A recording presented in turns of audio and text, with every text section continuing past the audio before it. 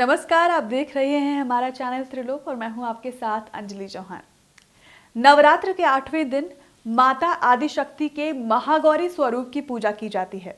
शिव पुराण के अनुसार महागौरी को 8 साल की उम्र में ही अपने पूर्व जन्म की घटनाओं का आभास हो गया था। इसीलिए उन्होंने 8 साल की उम्र से ही भगवान शिव को पति रूप में पाने के लिए तपस्या शुरू कर दी थी।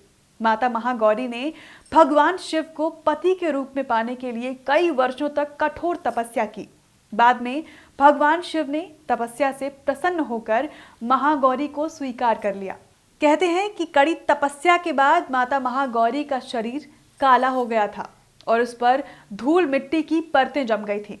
तब भगवान शिव ने उन्हें गंगा जल से नहलाया। भगवान शिव के स्नान से माता का शरीर स्वर्ण के समान दमकने लगा और तभी से माता का नाम महागौरी पड़ गया।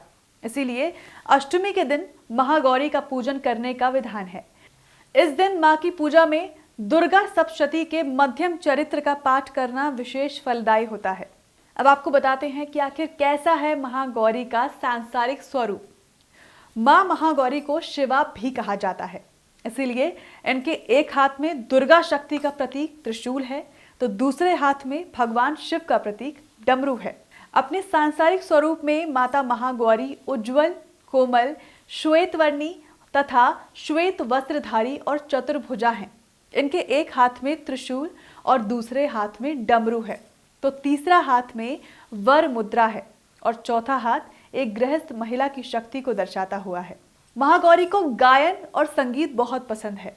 ये सफेद वृषभ यानी कि बैल पर सवार रहती हैं और इनके समस्त आभूषण भी श्वेत हैं।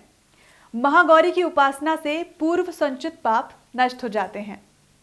यह है महागौरी की पूजा विधि। मां शक्ति के इस स्वरूप की पूजा में नारियल, हलवा, पूरी और सब्जी का भोग लगाया जाता है। आज के दिन काले चने का प्रसाद विशेष रूप से बनाया जाता है।